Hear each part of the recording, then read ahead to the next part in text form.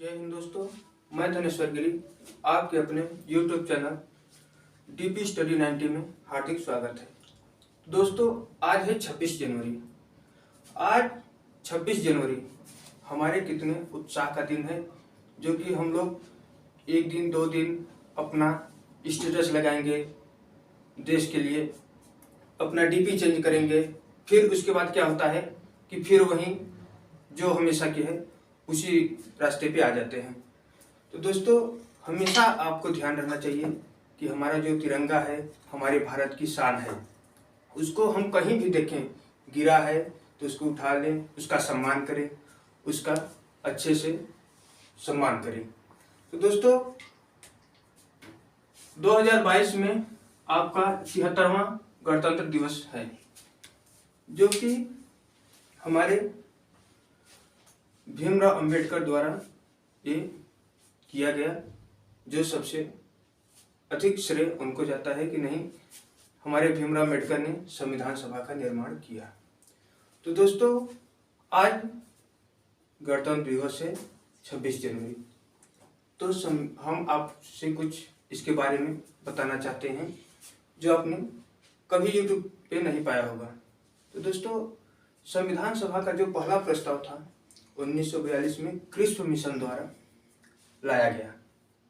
उसने इस बात पे चर्चा की कि भारत में भी संविधान बनना चाहिए।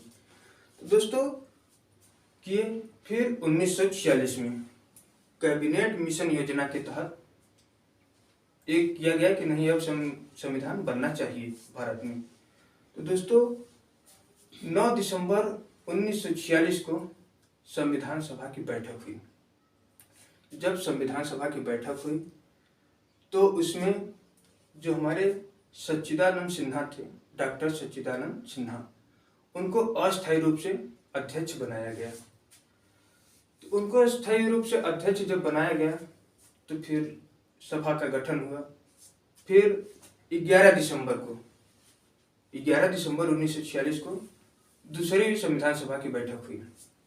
जब दूसरी संविधान सभा की बैठक हुई तो उसमें हमारे डॉक्टर राजेंद्र प्रसाद को संविधान सभा का स्थायी रूप से अध्यक्ष बनाया गया। जो सच्चिदानंद सिन्हा थे वो तो अस्थायी रूप से थे, लेकिन जो डॉक्टर राजेंद्र प्रसाद को बनाया गया दूसरी संविधान सभा की बैठक में, वो स्थायी रूप से बने गए, उनको स्थायी रूप से बनाया गया। तो दोस्तों, हम आपसे ये कहेंगे, जब उनको बनाया गया तो फिर 13 दिसंबर 1946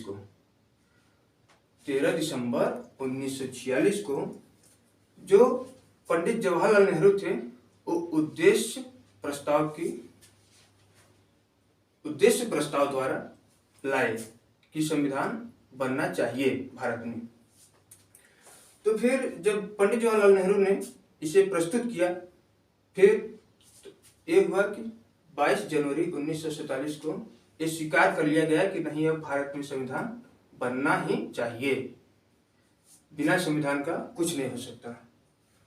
तो जब 22 जनवरी 1947 को हो गया कि नहीं, अब बनना चाहिए, तो संविधान स्टार्ट हो गया, लिखाई होने लगा। तो इसको पूर्ण रूप से लिखने में 2 साल 11 माह 18 दिन लगे। कितने लगे मेरे दोस्तों? 2 साल 11 माह 18 दिन लगे। और इसमें लगभग खर्च कितने का आया, ये भी आप लोग जान लीजिए कि इसमें जो खर्च आया लगभग 64 लाख रुपए आया। 64 लाख रुपए का खर्च आया इसमें 2 साल 11 माह 18 दिन में। दोस्तों, जब ये बन के तैयार हो गया, ये बन के तैयार कब हुआ? जब ये बन के तैयार हुआ ये 26 नवंबर 1949 को बन के तैयार हो गया। 26 नवंबर 1949 को बन के तैयार हो गया। जब ये बन के तैयार हुआ तो इसमें 11 अधिवेशन हुए थे। जब ये बन के तैयार हो गया तो इसमें 11 अधिवेशन थे।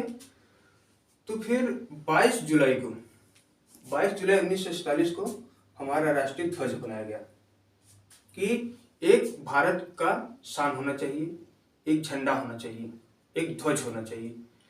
तो तिरंगे को बनाया गया, जो कि साइज उसका है 3:2 के अनुपात में। 3 लंबाई है, 2 चौड़ाई है, 3:2 के अनुपात में उसको है उसकी साइज जो है, अगर आपको किसी एग्जाम में आता है कि तिरंगे की अनुपात क्या है, तो आपको बताना चाहिए कि 3:2। तो दोस्तों उसमें 3 रंग हैं, जो ऊपर का है केसरिया है, बीच में सफेद है, नीचे हरा है, और बीच में जो चक्र है वो नीले कलर का है और उसमें 24 तिलियां होती हैं। तो ये हमारा झंडा हो गया जो हमारे भारत के शान है। उसके बाद दोस्तों 26 नवंबर 1949 को तो संविधान बन के पूर्ण रूप से तैयार हो गया। फिर बात आई कि राष्ट्रगान को अपनाना चाहिए।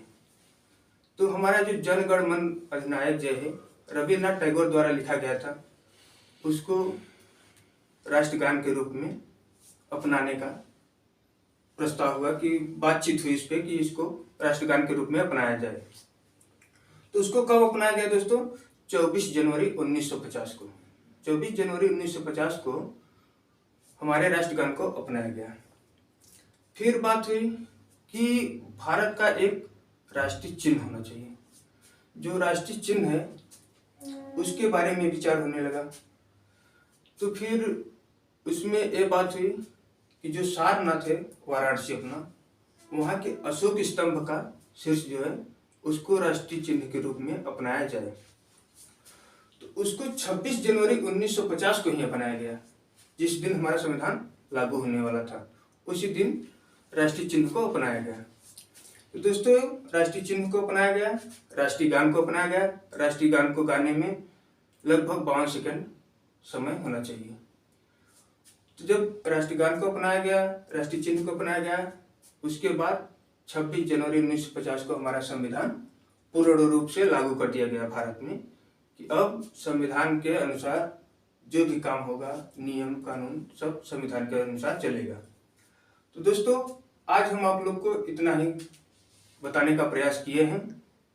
आप लोग को वीडियो अच्छा लगा हो तो कृपया, मेरा चैनल है DP Study 90, आप लोग अपना प्यार बनाइए, इसको ज़्यादा से ज़्यादा शेयर करें, सब्सक्राइब करें, लाइक करें, वीडियो को आगे बढ़ाएं। दोस्तों जय हिंद।